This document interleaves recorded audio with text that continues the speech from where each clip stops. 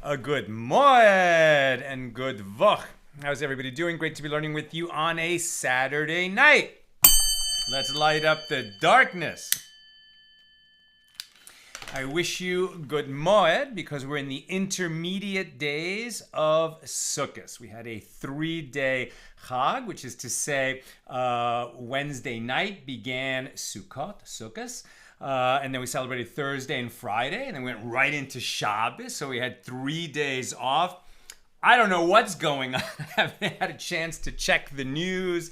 Nothing. I've been thoroughly disconnected from the world. We did get the news that the head of Hamas was finished. I believe that's true. My friend confirmed that. He seemed to have it confirmed. So I think that's true. That's the only thing I've heard from the last 3 days. Normally, I do like to check the news before I come on the air, but we're privileged to have our children visiting us during these 3 days of the holiday. And now we have to rush off. They're taking a red eye back to where they're living. So it's going to be I needed to get on early, and it's a very short daf. So I'm going to be able to get them out and get them to the airport on time. I'd also like to dedicate our learning tonight to Rebbe Nachman of Breslov. It is his yard site now. And I mean, Rebbe Nachman, an incredible person, a great grandson of the Baal Shem Tov, the founder of Hasidic Judaism. And Rebbe Nachman was a mystic and a teacher and a philosopher, in many ways a scientist, but especially a scientist of the soul. Rabbi Luria at our shul came to visit and gave a teaching tonight. So just in a few sentences, something that Rebbe Nachman always asked his followers and really all people to focus on is on the Nekuda Tova, that good point within every person. If you really dislike somebody, it's even more important for you to find their Nekuda Tova, their bit of goodness in them. And if you're finding that in people that you don't like, how much more so you need to be able to find your own Nekuda Tova, your own point of goodness. And it's not just because that will motivate you to be positive and feel better about yourself, because that point of goodness in you, the thing that you can look to and say, yeah, at least that's one thing I'm doing right in this world. Your generosity, your loyalty, that one point that you can really say, okay, at least I'm doing that well. I'm doing that thing right in this world. So it's not just a coincidence. It's not just an accident. It's not even the product of all the work that you've done. And perhaps you've done a ton of work to develop that Nekuda Tova. Wonderful. Keep it up. But the source of that Nekuda Tova is that portion of God that is in you, your soul. Everybody's soul is an expression in this world of God, right? It's your piece of God that you carry around in you. And the fuel of your Nekuda Tova, right, is your soul, is that piece of God in you. And when you focus on it, you give it wings, you let it take root, you let it spread, and then it can fill and energize all these other points within yourself. That's a teaching of Rebbe Nachman of Breslov, and we're dedicating our teaching tonight to Rebbe Nachman. May his neshama, he's at the highest heights up there in Shemayim, but may our learning tonight take him even a little higher and give him some happiness, some simcha in this the holiday of Simcha, the holiday of joy. Sukkot is the time of rejoicing. So let us rejoice as we learn a little Torah.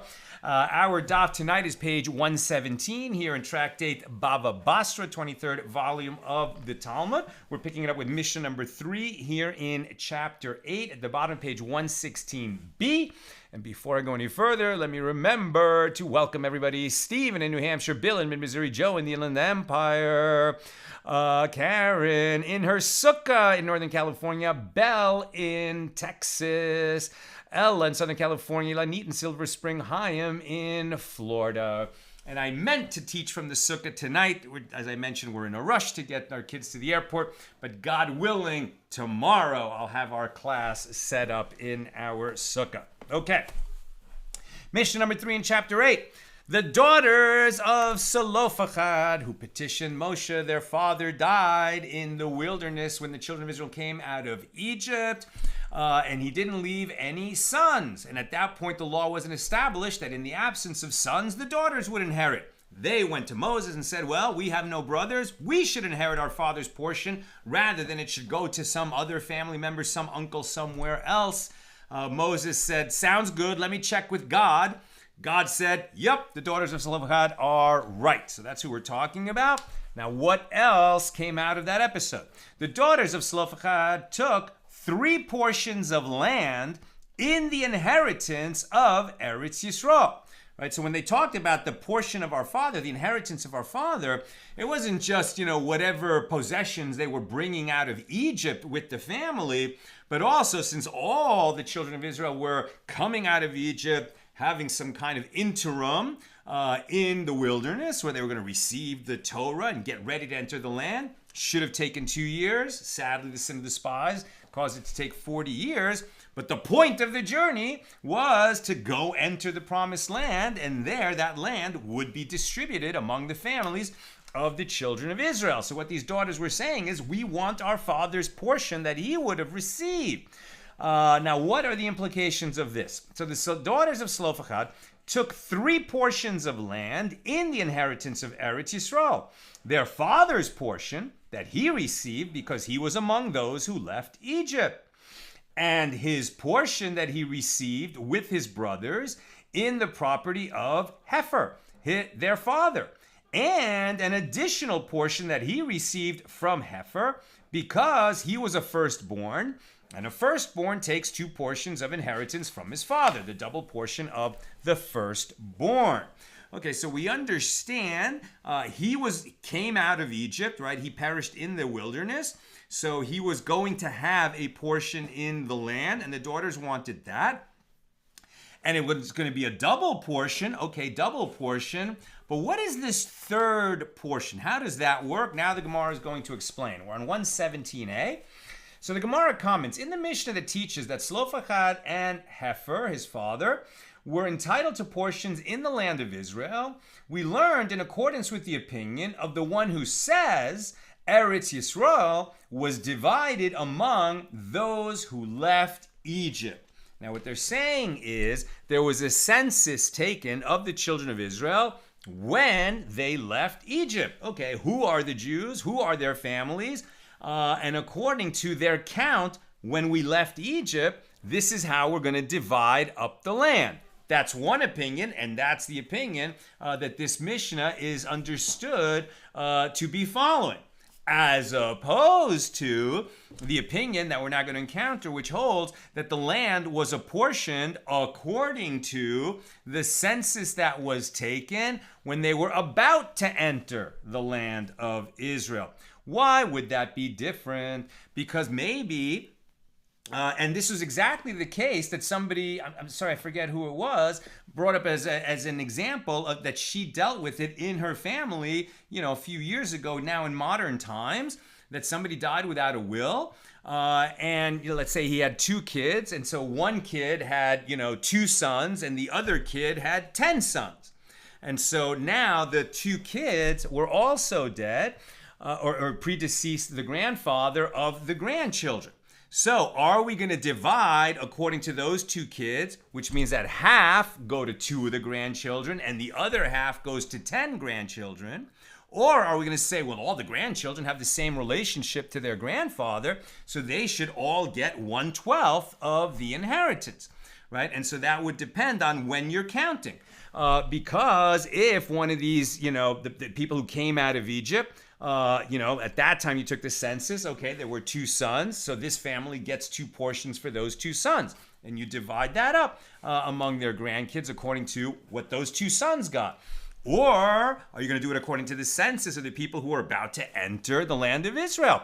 Almost 40 years later. And now you could have that example of one of those guys had 2 kids, the other one had 10 kids. And so if you're dividing according to the people who are about to enter, then those 10 are going to get 10 portions and the 2 are going to get 2 portions. Very different outcome than if it was apportioned according to the census of their fathers. Okay, so that's the basic idea. Now, the Gemara cites a Baraisa that presents 3 opinions as to how Eretz Yisrael was divided. Now, we have 3 opinions. One is going to be the census when they came out of Egypt. Another is going to be a census when they're about to enter the land of Israel. And there's a 3rd opinion, as we shall see.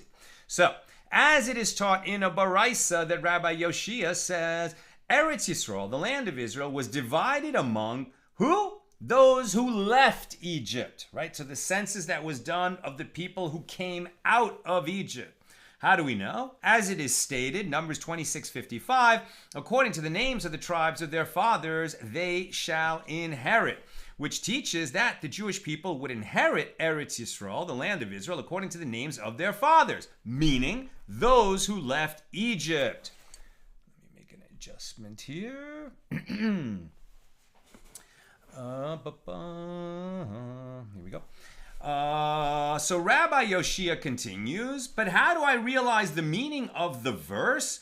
Unto these the land shall be divided for an inheritance in Numbers 26:53, which indicates that the land was to be divided among who? The recently counted people in the wilderness, meaning the census at the end of the 40 years, i.e. those who would enter the land of Israel. Sounds like a contradiction. So Rabbi Yoshia says, unto these teaches that the land will be divided among those who are like these people who were counted, in that they were adults above the age of 20, to the exclusion of the children who were not entitled to a portion in Eretz Yisrael, as they were not of age at the time of the Exodus. Meaning, the people who came out of Egypt, who's getting portions in the land of Israel later, or even if they've died, which families are getting their portions? People who came out of Egypt and were 20 years of age and up. Those are the ones who get counted, and their families get portions in the land. And then if they die, it goes to their descendants, but the land is apportioned according to the count of adults over 20 who came out of Egypt, according to this view. Now the Baraisa presents a second opinion. Rabbi Yonasan says Eretz Yisrael was divided among those who entered Eretz Yisrael. As it is stated, unto these the land shall be divided for an inheritance. The same verse, Numbers 26:53. So he's saying it's according to the count of the people who are about to go in, the census at the end of the 40 years. So then we ask the opposite question. But how do I realize the meaning of the verse, 2 verses later, Numbers 26:55, according to the names of the tribes of their fathers they shall inherit? This teaches that this inheritance is different from all other inheritances in the world. For in all other inheritances in the world, the living inherit from the dead. But here, the dead inherit from the living. What? What does that mean? In other words, the portions of land received by those who entered Eretz Yisrael were transferred to their fathers who left Egypt and then inherited by the current generation, as the Gemara will now explain. And this is in accordance with what we've been talking about in these previous few pages, that if somebody doesn't have an heir, it goes up to the father or to the grandfather to figure out who's going to inherit. That's not quite what we're doing here, but it's related. That's why it comes here in our flow through this tractate. Rabbi Yehuda Hanasi said, I will tell you a parable. To what is this matter comparable? To 2 brothers who were priests and who lived in one town. So one brother has 1 son and the other brother has 2 sons. And the sons all went to the threshing floor to collect teruma, the portion that is separated and given to priests. That's what we're talking about, Kohanim, priests. And this brother, who has one son, takes one portion of teruma from his child. And that brother, who has two sons, takes two portions from his sons, because those are the priests who were present at the threshing floor. So there was one, he received a portion. The other were two, they received two portions. But they are sons of fathers, and their fathers take what the sons collect at the threshing floor, because they live in his house. And the brothers then return with 3 portions to their father, and then they redivide the portions among them. So there was a father with one son, another father with 2 sons. So this guy got 1 portion, this guy got 2 portions, went to the fathers. But the grandfather's still alive also. So they turn it over to the grandfather. Now it's all belonging to the grandfather. The grandfather's going to divide it between his 2 sons. And then it gets sent back down the line. And the brothers then return with the 3 portions to their father, and then redivide the portions among themselves equally, so that each of, there's grandfather, fathers, and grandsons. So now each father receives 1.5 portions. And when the fathers give their shares to their children, the son of the first father, who's an only son, will receive all that his father had received, which is 1.5 portions, while the 2 sons of the other father will divide what their father had received. Therefore, they get 1.5 portions split between 2 people. So that's how we go back up and then back down the line. In other words, we're saying, okay, well, we count the people who are about to enter the land and apportion it to them. But then we flow back up to their fathers and redivide according to, their fathers getting it and then giving it back down. A little bit complicated, but it's a way of saying we're taking into account both the fact that it was apportioned among the people about to enter the land and apportioned according to the people who left Egypt, which was different because some people had more children than others. Now, the Baraisa presents a third opinion. Rabbi Shimon ben Elazar says, and now we're on page 117b, the land of Israel was divided to these and to those, so as to uphold both verses. How so? If one was from among those who left Egypt, he takes his portion along with those who left Egypt. If one was from among those who entered Eretz Yisrael, he takes his portion along with those who entered Eretz Yisrael.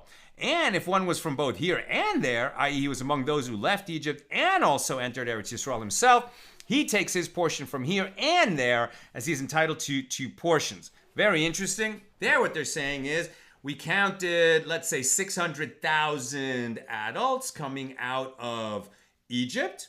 And then later we counted about the same number, 600,000 adults about to enter the promised land 40 years later. Because a lot of people died, right, in the wilderness for various reasons. So it's about the same number. So what we say is, okay, there's 1.2 million portions. The people, who had a portion coming out of Egypt, they've died. So whatever portion they got gets distributed among their children. So these children who are about to enter the land of Israel, they would get their own portion, and they would get the portion that they inherited from their father who came out of Egypt. And if somebody was alive, both when he came out of Egypt and when he's entering the promised land, and he was an adult in the earlier census, then he would get 2 portions, one for coming out of Egypt and one for entering now. Now, didn't everyone die after the sin of the spies and God said you're all going to die in the wilderness? Well, not Joshua, the Ben Nun, right? Yehoshua ben Nun, I think, and Caleb, the 2 spies who were loyal. They merited to come out of Egypt and remain alive. And of course, it was Joshua, who would lead the children of Israel into the promised land. So according to this view, he would get 2 portions, one from each census. Now, the Baraisa continues with regard to the 12 spies sent to survey Eretz Yisrael prior to the Jewish people's entry into the land, Yehoshua, Joshua, and Caleb. took all of the spies' portions of the land, not only their own portions, but all the rest of the spies who caused this terrible panic when they came back with this evil report that, well, the land is beautiful, but it's occupied by giants we'll never be able to defeat. Everyone panicked. Obviously, it was a ridiculous panic. God had taken them out of Egypt with, miracles and wonders. The plagues, it said, splitting the sea. Why would they panic? Okay, they did. People are prone to panic. And the spies who caused that panic, they lost all their portions. And additionally, the protesters and the assembly of Korach, who rebelled against the leadership of Moses and of God in that sense, they did not have a portion of Eretz Yisrael. Nevertheless, their sons took portions of the land in the merit of their paternal grandfathers, right? If you were a son of Korach, bummer, your dad was a rebel who was swallowed up in the earth. But your grandfather was a righteous person, and so you get a piece of land in his merit. These are the sons of Korach who abandoned Korach's rebellion. And in fact, they are credited with a psalm that we say in the prayer book regularly. Okay, so additionally, the protesters in the assembly of Korach did not have a portion of Eretz Yisrael, but nevertheless, their sons took portions of the land in the merit of their paternal grandfathers and in the merit of their maternal grandfathers, if they were among those who left Egypt. And this concludes the Gemara's citation of this Baraisa that presented three views of how the land was apportioned. The Gemara asks, from where may it be inferred that this verse, which states, according to the names of the tribes of their fathers they shall inherit, is written with regard to those who left Egypt? Why do you even say that it's about those who left Egypt? Perhaps the verse was stated in reference to the progenitors of the tribes, right? Reuben and Shimon and Levi and Judah, etc. Maybe that's who was meant. Perhaps the verse was stated in reference to the progenitors of the tribes and teaches that the land should be divided equally among the 12 tribes. Each tribe gets an equal portion of land, and then you can subdivide later. And the Gemara answers the inference is from a verse, as it is written, quote, Exodus 6:8, and I will bring you in the land. I will bring you into the land, concerning which I lifted up my hand to give it to Abraham, to Isaac, and to Jacob, and I will give it to you for a heritage. I am the Lord.